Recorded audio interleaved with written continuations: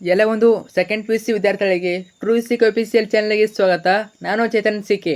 ಇವತ್ತಿನ ಈ ಒಂದು ನಿಮಗೆ second P U C mid term exam 2025 ಇತಿಹಾಸ ವಿಷಯದ ಅಥವಾ ಹಿಸ್ಟ್ರಿ ವಿಷಯದ ಒಂದು ಪ್ರಶ್ನೆ ಪತ್ರಿಕೆ ನೋಡೋಣ. ಈ ಒಂದು ಕ್ವಶನ್ ಪೇಪರು ತುಂಬಾ ಇಂಪಾರ್ಟೆಂಟು. ಯಾಕಂದರೆ ಇಲ್ಲಿ ಯಾವೊಂದು ಪ್ಯಾಟರ್ನಲ್ಲಿ ಕ್ವಶನ್ ಕೇಳಿದರೆ ಸೇಮ್ ಟು ಸೇಮು ಅದೊಂದು ಪ್ಯಾಟರ್ನಲ್ಲಿ ನಿಮಗೆ ನಾಳೆ ಮಿಡ್ ಟರ್ಮ್ ಎಕ್ಸಾಮ್ನಲ್ಲಿ ಇತಿಹಾಸದ ಕ್ವಶನ್ ಬರ್ತದೆ ಅಥವಾ ಹಿಸ್ಟ್ರಿ ಕ್ವಶನ್ ಬರ್ತದೆ. ಸೊ ಯಾವೆಲ್ಲ ಕ್ವಶನ್ ಬರ್ತವೆ, ಸೊ ಯಾವೆಲ್ಲ ರಿಪೀಟ್ ಕ್ವಶನ್ ಆಗ್ತವೆ, ತುಂಬ ಕ್ವಶನ್ಸ್ ಇಲ್ಲಿಂದ ರಿಪೀಟ್ ಆಗ್ತವೆ. ಸೊ ಯಾವೆಲ್ಲ ಬರ್ತವೆ, ಯಾವೆಲ್ಲ ಪ್ಲೀಸ್ ಬರ್ತವೆ ಪ್ರತಿಯೊಂದು ಮಾಹಿತಿ ಕೊಡ್ತೀನಿ. ಸೊ ಕೊನೆಯವರೆಗೆ ತಪ್ಪದೆ ನೋಡಿ. ತುಂಬಾ ಇಂಪಾರ್ಟೆಂಟು. ಯಾರೆಲ್ಲ ಮಿಡ್ ಟರ್ಮ್ ಎಕ್ಸಾಮ್ ಬರ್ತಿದ್ದೀರಾ ಕೊನೆಯವರು ನೋಡಲೇಬೇಕು. ಸೊ ತಪ್ಪದೆ ಕೊನೆಯವರು ನೋಡಿ, ನಿಮಗೆ 100% ಯೂಸ್ ಆಗ್ತದೆ. ಸೊ ಕೊನೆಯವರೆಗೆ ತಪ್ಪದೆ ನೋಡಿ. ಬನ್ನಿ ಇವತ್ತಿನ ಈ ಒಂದು ದಿನ ಶುರು ಮಾಡೋಣ. ಅದು ಮುಂಚೆ ಎಲ್ಲ ಫಸ್ಟ್ ಟೈಮ್ ನಮ್ಮ ಚಾನಲ್ ನೋಡ್ತಿದ್ರ ಅಥವಾ ಚಾನಲ್ ನೋಡ್ಕೊಳ್ಳೋ ಸಬ್ಸ್ಕ್ರೈಬ್ ಮಾಡಿಲ್ಲ, ಮಿಸ್ ಮಾಡಿ ಚಾನಲ್ ಸಬ್ಸ್ಕ್ರೈಬ್ ಮಾಡ್ಕೊಳ್ಳಿ. ಯಾಕಂದ್ರೆ ಇದೇ ರೀತಿ ಮಿಡ್ ಟರ್ಮ್ ಎಕ್ಸಾಮ್ಗೆ ಪ್ರತಿಯೊಂದು ವಿಷಯದ ಕ್ವಶನ್ ಪೇಪರ್ ಆಗಿರ್ಬೋದು, ಪಾಸಿಂಗ್ ಪ್ಯಾಕೇಜು, ಸ್ಕೋರಿಂಗ್ ಪ್ಯಾಕೇಜು ಮತ್ತು ಫಿಕ್ಸ್ ಬರೋಂಥ ಪ್ರಶ್ನೆಗಳು ಯಾವ ಕ್ವಶನ್ಗಳು ಬರ್ತವೆ, ಯಾವೆಲ್ಲ ಆಗ್ತಿರ್ತವೆ, ಅವೆಲ್ಲ ಬೇಕು ಅಂದರೆ ತಪ್ಪು ಚಾನಲ್ ಸಬ್ಸ್ಕ್ರೈಬ್ ಮಾಡ್ಕೊಳ್ಳಿ. ಪ್ರತಿಯೊಂದು ಮಾಡ್ಕೊಳ್ಳಿ, ಖಂಡಿತ ಮಾಡ್ಕೊಳ್ಳಿ. ಸೊ ಮಾಡ್ಕೊಂಡ್ರ ಜೊತೆಗೆ ಲೈಕ್ ಮಾಡಿಟ್ಟು ಫ್ರೆಂಡ್ಸಿಗೆ ಶೇರ್ ಮಾಡಿ, ಖಂಡಿತ ಶೇರ್ ಮಾಡಿ, ಯಾಕಂದರೆ ಅವ್ರು ಕೂಡ ಹೆಲ್ಪ್ ಮಾಡಿ. ಸೊ ಬನ್ನಿ ಇವತ್ತಿನ ಈ ಒಂದು ಶುರು ಮಾಡೋಣ. ಮೊದಲಾಗಿ ಪಿ ಯು ಸಿ ದ್ವಿತೀಯ ವರ್ಷದ ವಾರ್ಷಿಕ ಪರೀಕ್ಷೆ. ಸೊ ಅಂಕಗಳು 80 ಮಾರ್ಕ್ಸಿಗೆ ಎಕ್ಸಾಮ್ ಬರ್ತದೆ. ನೋಡ್ತಾ ಹೋಗೋಣ. ಇವತ್ತೊಂದರಲ್ಲಿ ನಿಮಗೆ ಜಸ್ಟ್ ಕ್ವಶನ್ ಪೇಪರ್ ನೋಡೋಣ, ಅರ್ಥ ಆಯ್ತಾ? ಜಸ್ಟ್ ಕ್ವಶನ್ ಪೇಪರ್ ನೋಡೋಣ. ಮತ್ತೊಂದರಲ್ಲಿ ನಿಮಗೆ ಕ್ವಶನ್ ಪೇಪರ್ ಆನ್ಸರ್ ಕೊಡ್ತೀನಿ, ಅರ್ಥ ಆಯ್ತಾ? ಕ್ವಶನ್ ಪೇಪರ್ ಆನ್ಸರ್ ಕೊಡ್ತೀನಿ. ಸೊ ನಿಮಗೆ ಅಷ್ಟು ಮೀರಿ ಪಿ ಡಿ ಬೇಕಂದರೆ, question paper answer P D ಬೇಕಂದರೆ ನಮ್ಮೊಂದು ಗ್ರೂಪಿಗೆ ಜಾಯ್ನ್ ಆಗಿ. ವಾಟ್ಸಪ್ ಚಾನಲ್ ಮತ್ತು ಟೆಲಿಗ್ರಾಮ್ ಗ್ರೂಪು ಅಲ್ಲಿ ಜಾಯ್ನ್ ಆಗಿ, ಅಲ್ಲಿ ಪಿ ಡಿ ಎಫ್ನ ಹಾಕಿರ್ತೀವಿ. ಲಿಂಕು ಕೆಳಗಡೆ ಇರ್ತದೆ, ಅಲ್ಲಿಂದ ಹೋಗಿಬಿಟ್ಟು ಜಾಯ್ನ್ ಆಗಿ. ಸೊ ಖಂಡಿತ ಜಾಯ್ನ್ ಆಗಿ, ಅಲ್ಲಿ ಹಾಕಿರ್ತೀವಿ, ಸಾಧ್ಯ ಇದ್ದರೆ ಹಾಕಿರ್ತೀವಿ. ಜಾಯ್ನ್ ಆಗಿಬಿಟ್ಟು ನೋಡ್ಕೊಳ್ಳಿ. ಸೊ ಮೊದಲಾಗಿ ನಿಮಗೆ 5 ಮಲ್ಟಿಪಲ್ ಇರ್ತವೆ, ಅರ್ಥ ಆಯ್ತಾ? ಭಾಗ ಎಲ್ಲಿ 5 ಮಲ್ಟಿಪಲ್ ಇರ್ತವೆ. ಸಿಗಲು ಗೊತ್ತಿದೆ ನಿಮಗೆ, ಫಸ್ಟ್ ಪಿ ಸಿಯಲ್ಲಿ ಕಲ್ತಿದ್ದೀರಾ. ಸೊ ಅದೇ ರೀತಿ ಪ್ಯಾಟರ್ನ್ ಇರ್ತದೆ. ಮೊದಲಾಗಿ ಕೊಟ್ಟಿರುವ ಉತ್ತರಗಳಲ್ಲಿ ಸರಿಯಾದನ್ನು ಅರಿಸಿ ಬರೆಯಿರಿ. ಕ್ವಶನ್ ಪೇಪರನ್ನು ನನ್ನ ಶಾಸ್ತ್ರ ಎಂದರೆ, ಸೊ ಏನಾಗ್ತದೆ ನೋಡ್ಕೊಳ್ಳಿ. ಎರಡನೇದು ವೇದ ಎಂದರೆ. ಸೊ ನಿಮಗೆ ಆನ್ಸರ್ ಗೊತ್ತಿದ್ದರೆ ಕಮೆಂಟ್ ಕೂಡ ಮಾಡಿ, ಓಕೆ? ಕ್ವಶನ್ ನಂಬರ್ ಹಾಕ್ಬಿಟ್ಟು ಕಮೆಂಟ್ ಮಾಡಿ. ಸೊ ನೋಡೋಣ ಎಷ್ಟು ಕಮೆಂಟ್ ಮಾಡ್ತಾರಂತ. ಸೊ ಸರಿಯಾದ ಉತ್ತರನ ಕಮೆಂಟ್ ಮಾಡಿ. ಏನು ಪ್ರಶ್ನೆಗೆ 3 ಕನ್ನಡ ಪ್ರಥಮ ಶಾಸನ ಯಾವುದಾಗ್ತದೆ ನೋಡಿ. 4ನೇದು ಪಲ್ಲವರ ರಾಜಧಾನಿ. ಸೊ ಕಂಚಿನ, ಬನವಾಸಿನ, ತಲಕಾಡುನ, ದ್ವಾರ ಸಮುದ್ರನ. 5ನೇದು ಮೊಘಲ್ ಸಂತತಿಯ ಸ್ಥಾಪಕ. ಸೊ ಯಾರಾಗ್ತಾರೆ? ಅಕ್ಬರ್ನ, ಬಾಬರ, ಶಹಜಾನ, ಜಹಾಂಗೀರ. ಸೊ ಆನ್ಸರ್ ಗ್ರೂಪಲ್ಲಿ ಕೂಡ ಹಾಕಿರ್ತೀವಿ, ಪ್ರಿಪೇರ್ ಮಾಡಿದ್ರೆ ಹಾಕಿರ್ತೀವಿ. ಸ್ವಲ್ಪ ಗೊತ್ತಿದ್ರೆ ನೀವು ಕೂಡ ಕಮೆಂಟ್ ಮಾಡಿ.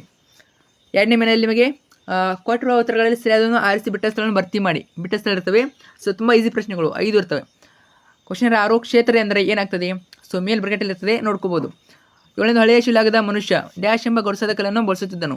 ಸೊ ಈ ರೀತಿ ಈಸಿ ಕ್ವಶನ್ಗಳನ್ನು ಆನ್ಸರ್ ಮಾಡ್ಬೋದು. ಯಾವ ಕಲ್ಲದು? ಕ್ವಾರ್ಟೈಚೈಟ್ ಆಗ್ತದೆ. 8ನೇ ಪ್ರಶ್ನೆ ಸಿಂಧು ನಾಗರಿಕತೆಯ ಡ್ಯಾಶ್ ಎಂಬಲ್ಲಿ ಹಡುಕಟ್ಟೆ ಪತ್ತೆಯಾಗಿದೆ. ಯಾವ ಸ್ಥಳ ಅದು? ಲೋಥಾಲ್ ಎಂಬಲ್ಲಿ ಹಡುಕಟ್ಟೆ ಪತ್ತೆಯಾಗಿದೆ.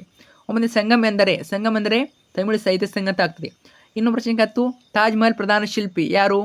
ಉಸ್ತಾದ್ ಇಸಾ ಆಗ್ತದೆ, ಅರ್ಥ ಆಯ್ತಾ? ಉಸ್ತಾದ್ ಇಸಾ ಆಗ್ತದೆ. ಇನ್ನು ಕ್ಷೇತ್ರ ಅಂದರೆ ಏನು? ಸೊ ಗೊತ್ತಾಯ್ತಾ ನಿಮಗೆ? ಗೆಸ್ ಮೇಲೆ ನೋಡೋಣ. ಕ್ಷೇತ್ರ ಯಾವಾಗಬಹುದು? ಕ್ಷೇತ್ರ ಅಂದರೆ ಉಳುಮೆಯ ಭೂಮಿ ಅಂತ ಕರೀತಾರೆ. ಸೊ ತುಂಬ ಈಸಿ ಪ್ರಶ್ನೆ ಇರ್ತವೆ. ನಿಮಗೆ ಆನ್ಸರ್ ಗೊತ್ತಿಲ್ಲ ಅಂದರೂ ಸ್ವಲ್ಪ ಗೆಸ್ ಮಾಡಿದ್ರು ಆನ್ಸರ್ ಗುರುತಿಡಿಬೋದು. ಸೊ ಬ್ರಾಕೆಟಲ್ಲಿ ಇರ್ತವೆ, ಸ್ವಲ್ಪ ಥಿಂಕ್ ಮಾಡಿದರೆ ಗೊತ್ತಾಗ್ತವೆ. ಸೊ ನೆಕ್ಸ್ಟ್ ಬರ್ತದೆ ನಿಮಗೆ 3ನೇ ಮೇನು. ಈ ಕೆಳಗಿನಲ್ಲಿ ಹೊಂದಿಸಿ ಬರೀ ಇರ್ತವೆ. ಸೊ ಇವು ಕೂಡ 5 ಮಾರ್ಕ್ಸ್ ಇರ್ತವೆ. So A to B match ಮಾಡಬೇಕು, ಅರ್ಥ ಆಯ್ತಾ? A to B ಮ್ಯಾಚ್ ಮಾಡಬೇಕು ಅಂದರೆ ಭಾಗ A ಭಾಗ ಬಿಗೆ ಮ್ಯಾಚ್ ಮಾಡಬೇಕು. ಮೆಗಾಸ್ಥಾನಿಸ್, 2ನೇ ಚಂದ್ರಗುಪ್ತ, 6ನೇ ವಿಕ್ರಮಾದಿತ್ಯ, ರಾಜ ತೋದರಮಲ್ಲ, ಖಾನೋಜಿ ಅಂಗ್ರೆ. ಸೊ ಏನೇನು ಕೊಟ್ಟಿರ್ತಾರೆ? ಅವ್ರ ಕೃತಿಗಳನ್ನು ಕೊಟ್ಟಿರ್ಬೋದು, ಸೊ ಅವರ ಸ್ಥಳಗಳನ್ನು ಕೊಟ್ಟಿರ್ಬೋದು, ಕೊಟ್ಟಿರ್ತಾರೆ. ಅದರ ರಿಲೇಟೆಡ್ ಆಪ್ಷನ್ಗಳನ್ನು ಕೊಟ್ಟಿರ್ತಾರೆ. ಸೊ ನೋಡ್ಕೊಳ್ಳಿ. ಸೊ ನೆಕ್ಸ್ಟು 4ನೇ ಮನೆಯಲ್ಲಿ ಈ ಕೆಳಗಿನ ಪ್ರಶ್ನೆಗಳಿಗೆ ಪ್ರತಿಯೊಂದಕ್ಕೂ ಒಂದು ಪದ ಅಥವಾ ಒಂದು ವಾಕ್ಯದಲ್ಲಿ ರಚಿಸಿ. ಒಂದು ವಾಕ್ಯದಲ್ಲಿ ಅಥವಾ ಒಂದು ಪದ ಅಂದರೆ ಒಂದು ಅಂಕದ ಪ್ರಶ್ನೆಗಳು 5 ಇರ್ತವೆ. ಟೋಟಲಾಗಿ 5 ಮಾರ್ಕ್ಸು. ನೋಡ್ತಾ ಹೋಗೋಣ ಯಾವೆಲ್ಲ ಇಂಪಾರ್ಟೆಂಟು, ಯಾವೆಲ್ಲ ಬರ್ತವೆ ಅಂತ. 12ನೇ ಪ್ರಶ್ನೆ ವೇರೂರು ಇಂಪಾರ್ಟೆಂಟು. ಉತ್ಖನನ ಎಂದರೇನು? ಪ್ರತಿ ವರ್ಷಕ್ಕೆ ಕೇಳ್ತಾ ಇದ್ದಾರೆ. ವೇರೂರು ಇಂಪಾರ್ಟೆಂಟು, ಚೆನ್ನಾಗಿ ಓದ್ಕೊಳ್ಳಿ. 13ನೇ ಪ್ರಶ್ನೆ ಆರ್ಯರು ಯಾವುದನ್ನು ಸಂಪತ್ತೆಂದು ಪರಿಗಣಿಸಿದ್ದರು?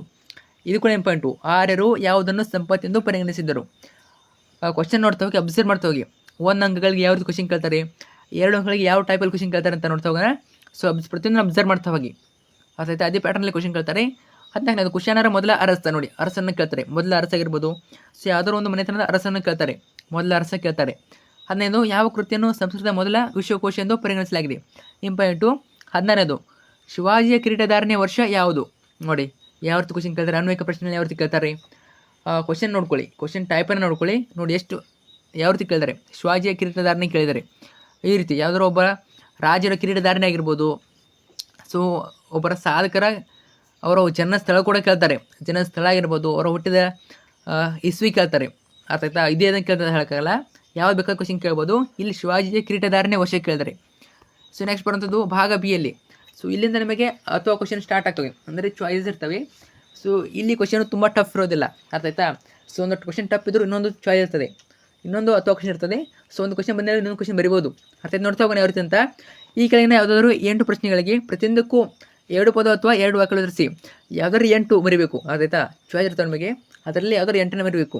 ಓಕೆ, 2 ಅಂಕದ ಪ್ರಶ್ನೆ ಇರ್ತವೆ, 2 ಅಂಕ ಪ್ರಶ್ನೆ 8 ಇರ್ತವೆ. ಟೋಟಲಾಗಿ 16 ಮಾರ್ಕ್ಸು, ಪ್ರತಿಯೊಂದಕ್ಕೂ 2 ಅಂಕ. ಇಲ್ಲಿ ನೋಡ್ತಾ ಹೋಗೋಣ, ಕ್ವಶನು ಟೈಪ್ ನೋಡ್ತಾ ಹೋಗಿ, ಅದೇ ಟೈಪಲ್ಲಿ ಕ್ವಶನ್ ಕೇಳ್ತಾರೆ. 17 ಪ್ರಶ್ನೆ, ಹೊಸ ಶಿಲಾಯುಗದ ಯಾವುದಾದ್ರು 2 ತಾಣಗಳನ್ನು ಹೆಸರಿಸಿ. ನೋಡಿ, ಹಳೆಯ ಶಿಲಾಯುಗ, ಮಧ್ಯ ಶಿಲಾಯುಗ, ಹೊಸ ಶಿಲಾಯುಗ. ಸೊ ಈ 3ರಲ್ಲಿ ಯಾವುದಾದ್ರು ಒಂದು ಶಿಲಾಯುಗ ಬಗ್ಗೆ ತಾಣಗಳನ್ನ ಕೇಳ್ತಾರೆ, ಅರ್ಥ ಆಯ್ತಾ. ಚೆನ್ನಾಗಿ ನೋಡ್ಕೊಳ್ಳಿ, ಹಳೆಯ ಶಿಲಾಯುಗ, ಮಧ್ಯ ಶಿಲಾಯುಗ, ಹೊಸ ಶಿಲಾಯುಗ. ಸೊ ಈ 3ರಲ್ಲಿ ಒಂದು ಶಿಲಾಯುಗ ಬಗ್ಗೆ ಫಿಕ್ಸ್ ಕೇಳ್ತಾರೆ, ಒಂದು ಶಿಲಾಯುಗ ಬಗ್ಗೆ ತಾಣಗಳನ್ನ ಕೇಳ್ತಾರೆ. ಒಟ್ಟಿನಲ್ಲಿ ಹಳೆಯ ಶಿಲಾಯುಗ, ಮಧ್ಯ ಶಿಲಾಯುಗ, ಹೊಸ ಶಿಲಾಯುಗ, ಈ 3 ಶಿಲಾಯುಗಳ ಸ್ಥಾನಗಳನ್ನ ನೋಡ್ಕೊಳ್ಳಿ, ಅದರಲ್ಲಿ ಒಂದು ಫಿಕ್ಸ್ 2 ವರ್ಷ ಬಂದೇ ಬರ್ತದೆ. ಓಕೆ, ಇಲ್ಲಿ ಹೊಸ ಶಿಲಾಯುಗ ಕೇಳಿದರೆ ನೋಡ್ಕೊಳ್ಳಿ, 3 ನೋಡ್ಕೊಳ್ಳೇಬೇಕು, ಕಡ್ಡಾಯ ನೋಡ್ಕೊಳ್ಳಿ. 11, ಸಿಂಧೂ ನಾಗರಿಕತೆಯಲ್ಲಿ ಅಂತ್ಯಕ್ಕೆ ಕಾರಣವಾದ ಯಾವುದಾದ್ರು 2 ಕಾರಣಗಳನ್ನು ತಿಳಿಸಿ. ಅಂತ್ಯಕ್ಕೆ ಯಾವ ಕಾರಣಗಳಾದವು? ಸೊ 2 ಕಾರಣ ಇರಬೇಕು, ಇದು ಕೂಡ ಇಂಪಾರ್ಟೆಂಟು, ಪ್ರತಿ ವರ್ಷ ಕೇಳ್ತಿದ್ದಾರೆ, ಚೆನ್ನಾಗಿ ಓದ್ಕೊಳ್ಳಿ. 19, ವೈದಿಕ ಕಾಲದಲ್ಲಿ ರಾಜನಿಗೆ ಯಾವ 2 ರಾಜಕೀಯ ಸಂಸ್ಥೆಗಳು ಸಹಾಯ ಮಾಡ್ತಿದ್ದವು? Very important. 20ನೇದು, ಶಾತವಾಹನರ ಯಾವುದಾದ್ರು 2 ವಾಸ್ತುಶಿಲ್ಪ ಕೇಂದ್ರಗಳನ್ನು ಹೆಸರಿಸಿ. ವಾಸ್ತುಶಿಲ್ಪ ಕೇಂದ್ರಗಳನ್ನು ಕೇಳಿದರೆ ಇಂಪಾರ್ಟೆಂಟ್ ನೋಡ್ಕೊಳ್ಳಿ. 21ನೇದು, ಬೌದ್ಧ ಧರ್ಮದ ಪ್ರಸಾರಕ್ಕಾಗಿ ಕಾನಿಷ್ಕನ ಯಾವುದಾದ್ರು 2 ಕ್ರಮಗಳನ್ನು ಬರೆಯಿರಿ. 22, ತಕ್ಕೊಳಂ ಕದನವು ಯಾವಾಗ ಮತ್ತು ಯಾರ ನಡುವೆ ನಡೆಯಿತು? ನೋಡಿ, ತಕ್ಕೊಳಂ ಕದನ ವೆರಿ ಇಂಪಾರ್ಟೆಂಟು. ಸೊ ಯಾವಾಗ ಮತ್ತು ಯಾರ ನಡುವೆ ನಡೆಯಿತು? 23, ಹರ್ಷವರ್ಧನ ತಂದೆ ತಾಯಿಗಳು ಯಾರು? ತಂದೆ ತಾಯಿ ಬಗ್ಗೆ ಕೇಳ್ತಾರೆ. 24ನೇದು, 3ನೇ ಗೋವಿಂದನ ಯಾವುದಾದ್ರು 2 ಬಿರುದುಗಳನ್ನು ತಿಳಿಸಿ.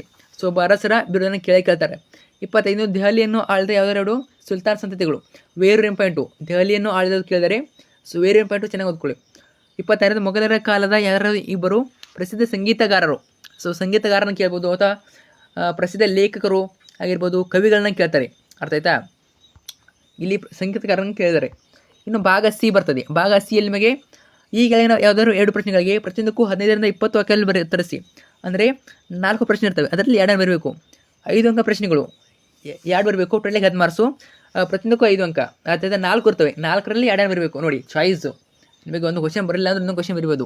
ಇದರಲ್ಲಿ ಯಾವ ಇಂಪಾರ್ಟೆಂಟ್ ಅಂದರೆ 27ನೇದು, ಭಾರತದ ಇತಿಹಾಸ ರಚನೆಗೆ ಪ್ರಾಕ್ತನ ಅಥವಾ ಪ್ರಾಕ್ತನ ಆಧಾರಗಳ ಮಹತ್ವವನ್ನು ಕುರಿತು ಬರೆಯಿರಿ.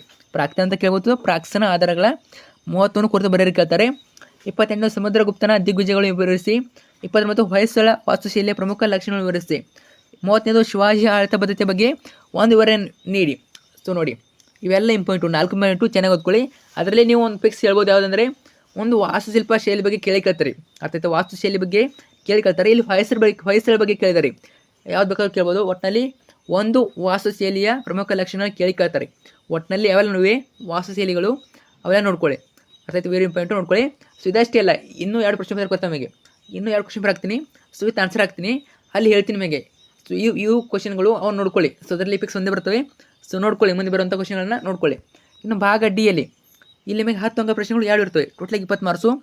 ಇಲ್ಲಿ ಕೂಡ 4 ಕೊಟ್ಟಿರ್ತಾರೆ, ಅದರಲ್ಲಿ 2 ಬರಬೇಕು. ನೋಡ್ತಾ ಹೋಗೋಣ ಯಾವ ಕ್ವಶನ್ ಬರ್ತಾವೆ ಅಂತ. 31 ಪ್ರಶ್ನೆ, ಬುದ್ಧನ ಜೀವನ ಮತ್ತು ಬೋಧನೆಗಳನ್ನು ತಿಳಿಸಿ ಅಥವಾ ಚಿತ್ರಿಸಿ. ವೆರಿ ಇಂಪಾರ್ಟೆಂಟು, ಪ್ರತಿ ವರ್ಷ ಎಲ್ಲ ಎಕ್ಸಾಮ್ನಲ್ಲಿ ಈ ಒಂದು ಕ್ವಶನ್ ಇದ್ದೇ ಇರ್ತದೆ. ಓಕೆ, ಈ ಒಂದು ಕ್ವಶನ್ ಮಿಸ್ ಮಾಡ್ಕೋಬೇಡಿ, ಚೆನ್ನಾಗಿ ಓದ್ಕೊಳ್ಳಿ, ಕೇಳ್ತಾರೆ. 32, ಅಶೋಕನ ಜೀವನ ಹಾಗೂ ಸಾಧನೆ ತಿಳಿಸಿ. ಬುದ್ಧನ ಜೀವನ ಮತ್ತು ಬೋಧನೆ, ಅಶೋಕನ ಜೀವನ ಹಾಗೂ ಸಾಧನೆ. ಸೊ 2ರಲ್ಲಿ ಒಂದು ಬರ್ಬೋದು, ವೆರಿ ಇಂಪಾರ್ಟೆಂಟು, ಚೆನ್ನಾಗಿ ನೋಡ್ಕೊಳ್ಳಿ. ಇನ್ನು 33 ಪ್ರಶ್ನೆ, ರಾಷ್ಟ್ರಕೂಟರ ಸಾಂಸ್ಕೃತಿಕ ಕೊಡುಗೆಗಳನ್ನು ಬರೆಯಿರಿ. ಇಂಪಾರ್ಟೆಂಟು. 34, ಮೊಹಮ್ಮದ್ ಬಿನ್ ತುಘಲಕನ ಆಡಳಿತ ಪ್ರಯೋಗಗಳನ್ನು ವಿಮರ್ಶಾತ್ಮಕವಾಗಿ ವಿಶ್ಲೇಷಿಸಿ. ಸೊ ನೋಡಿ, 4ರಲ್ಲಿ 1 ಅಥವಾ 2 ಬಂದೇ ಬರ್ತವೆ, ಅರ್ಥ ಆಯ್ತಾ. ನಿಮ್ಮ ಎಕ್ಸಾಮ್ಗೆ 1 ಅಂತೂ ಬಂದೇ ಬರ್ತದೆ. ಸೊ 4ನ ಚೆನ್ನಾಗಿ ಓದ್ಕೊಳ್ಳಿ. ನೆಕ್ಸ್ಟ್ ಭಾಗ ಇ ಬರ್ತದೆ. ಭಾಗ ಇಯಲ್ಲಿ ಈ ಕೆಳಗಿನ ಗಡಿಗಳನ್ನು ಕಾಲಾನುಕ್ರಮದಲ್ಲಿ ಬರೆಯಿರಿ. ಕಾಲಾನುಕ್ರಮ ಬರ್ತದೆ. ಸೊ ಅವರು ಹಿಂದೆ ಮುಂದೆ ಕೊಟ್ಟಿರ್ತಾರೆ, ಅರ್ಥ ಆಯ್ತಾ. ಸೊ ಅವರು ಕಾಲಾನುಕ್ರಮದಲ್ಲಿ ಇರೋದಿಲ್ಲ, ಅದನ್ನು ಕಾಲಾನುಕ್ರಮದಲ್ಲಿ ಮಾಡಿಬಿಟ್ಟು ಬರಬೇಕು. ಗುಪ್ತಶಕೆ, ದೀನಿ ಇಲಾಹಿ, ಧರ್ಮ ಸ್ಥಾಪನೆ, ಮಹಾವೀರನ ಜನನ, ಸಿಂಧೂ ನಾಗರಿಕತೆಯ ಶೋಧ. ಯಾವುದಾಗ್ತದೆ? ಫಸ್ಟ್ ಯಾವ್ದು ಬರ್ತದೆ, ಸೆಕೆಂಡ್ ಯಾವ್ದು ಬರ್ತದೆ, ಥರ್ಡ್ ಯಾವ್ದು ಬರ್ತದೆ, ಫೋರ್ತ್ ಯಾವ್ದು ಬರ್ತದೆ ಬರೀಬೇಕು. ನೆಕ್ಸ್ಟ್ ಲಾಸ್ಟ್ ಕ್ವಶನ್ನು, ಸೂಚನೆಗಳನ್ವಯ ಈ ಕೆಳಗಿನ ಪ್ರಶ್ನೆಗಳನ್ನು ಉತ್ತರಿಸಿ. ನಿಮಗೆ ಒದಗಿಸುವ ಭಾರತದ ಭೂಪಟದಲ್ಲಿ ಈ ಕೆಳಗಿನ ಯಾವ್ದಾದ್ರು 5 ಐತಿಹಾಸಿಕ ಸ್ಥಳಗಳನ್ನು ಗುರುತಿಸಿ ಮತ್ತು ಗುರುತಿಸಿದ ಪ್ರತಿಯೊಂದು ಸ್ಥಳದ ಬಗ್ಗೆ 2 ವಾಕ್ಯಗಳಲ್ಲಿ ವಿವರಣೆ ಬರೆಯಿರಿ. ಅರ್ಥ ಆಯ್ತಾ. 10 ಮಾರ್ಕ್ಸ್ ಇರ್ತದೆ, ಮ್ಯಾಪು 10 ಮಾರ್ಕ್ಸಿಗೆ ಇರ್ತದೆ. 5 ಮಾರ್ಕ್ಸು ಸ್ಥಳಗಳಿಗೆ ಗುರುತಿಸೋದಕ್ಕೆ, 5 ಮಾರ್ಕ್ಸು ಅದ್ರ ಬಗ್ಗೆ ಬರೆಯೋದಕ್ಕೆ, 1-2 ವಾಕ್ಯಗಳಲ್ಲಿ ಬರೀಬೇಕು. ಓಕೆ. ಸೊ ಇವೆಲ್ಲ ಕ್ವಶನ್ ಇಂಪಾರ್ಟೆಂಟು. ತಕ್ಷಶಿಲಾ, ಪಾಟ್ಲಿಪುತ್ರ, ಬದಾಮಿ, ಹಳೆಬೀಡು, ದೆಹಲಿ, ದೇವಗಿರಿ, ಪಾನಿಪತ್, ಆಗ್ರಾ ಇವೆಲ್ಲ ಇಂಪಾರ್ಟೆಂಟು. ಸೊ ಇವ್ನ ಬಿಟ್ಟು ಇನ್ನೂ ಕೂಡ ಇವೆ, ಅವ್ನ ಕೂಡ ನೋಡ್ಕೊಳ್ಳಿ. ಅರ್ಥ ಆಯ್ತಾ? ಇವು ಇನ್ಬಿಟ್ಟು ಇನ್ನೂ ಕೂಡ ಇವೆ, ನೋಡ್ಕೊಳ್ಳಿ. ಇದರಲ್ಲಿ ಕೂಡ ಕೆಲವಷ್ಟು ಸ್ಥಳಗಳು ಬರ್ತವೆ, ರಿಪೀಟ್ ಆಗ್ತವೆ. ಸೊ ಇನ್ನೂ ಹಾಕ್ತೀನಿ ನಿಮಗೆ, ಅಲ್ಲಿ ಕೂಡ ಕ್ವಶನ್ ಬರ್ತವೆ. ಸೊ ನೋಡ್ಕೊಳ್ಳಿ. ಸೊ ಯಾವೆಲ್ಲ ಕ್ವಶನ್ಗಳು ನೋಡೋಣ. ಸೊ ನೀವು ದೃಷ್ಟಿವಿಕಲಚೇತನಗಳಿಗೆ ದೃಷ್ಟಿವಿಕಲ ಇದ್ದರೆ ಈ ಒಂದು ಕ್ವಶನ್ ಆನ್ಸರ್ ಮಾಡಬೇಕು. ಸೊ ನೆಕ್ಸ್ಟ್ ನೋಡೋಣ. ಸೊ ಇಲ್ಲಿಗೆ ಈ ಒಂದು ಪ್ರಶ್ನೆ ಬರೋಕ್ಕೆ ಏನಾಗ್ತದೆ, ನಿಮಗೊಂದು ಭಾರತ ನಕ್ಷೆ ಕೊಡ್ತಾರೆ, ಅದರಲ್ಲಿ ಇವನ್ನೆಲ್ಲ ಗುರುತಿಸಬೇಕು. ಸೊ ಆಲ್ಮೋಸ್ಟು ಬಂದರೆ ಗುರುತಿಸಿ. ಅರ್ಥ ಆಯ್ತಾ? ಅದ್ರ ಬಗ್ಗೆ ಬರೀಲೇಬೇಕು, ಕಡ್ಡಾಯ ಬರೀಲೇಬೇಕು. ಒಂದೆರಡು ವಾಕ್ಯದಲ್ಲಿ ಬರೀಲೇಬೇಕು. ಯಾಕಂದರೆ 5 ಮಾರ್ಕ್ಸು ಬರೆಯೋದಕ್ಕಿರ್ತದೆ, 5 ಮಾರ್ಕ್ಸು ಸ್ಥಳಗಳನ್ನು ಗುರುತಿಸಿರ್ತದೆ. ಸೊ ಇಲ್ಲಿಗೆ ಈ ಒಂದು ಪ್ರಶ್ನೆ ಬರೋಕ್ಕೆ ಏನಾಗ್ತದೆ, ಈಗಾಗಲೇ ಚಾನಲ್ ನಿಮಗೆ ಕನ್ನಡ, ಇಂಗ್ಲೀಷು, ಸೊ ಅದೇ ರೀತಿ ಆರ್ಟ್ಸು, ಕಾಮರ್ಸ್, ಸೈನ್ಸು ಪ್ರತಿಯೊಂದು ವಿಷಯಗಳು ಇರ್ತವೆ. ಸೊ ಅವೆಲ್ಲ ಯೂಸ್ ಮಾಡ್ಕೊಳ್ಳಿ. ಅರ್ಥ ಆಯ್ತಾ? ಸೊ ಖಂಡಿತ ಎಕ್ಸಾಮ್ಗೆ ರಿಪೀಟ್ ಆಗ್ತವೆ ಮತ್ತು ಪ್ಯಾಟರ್ನ್ ಬರ್ತದೆ. ಸೊ ಯೂಸ್ ಮಾಡ್ಕೊಳ್ಳಿ. ಖಂಡಿತ ಪ್ರಶ್ನೆ ಶೇರ್ ಮಾಡಿ ಮತ್ತು ಡೌಟ್ ಇದ್ದರೆ ಕಮೆಂಟ್ ಮಾಡಿ. Thank you so much.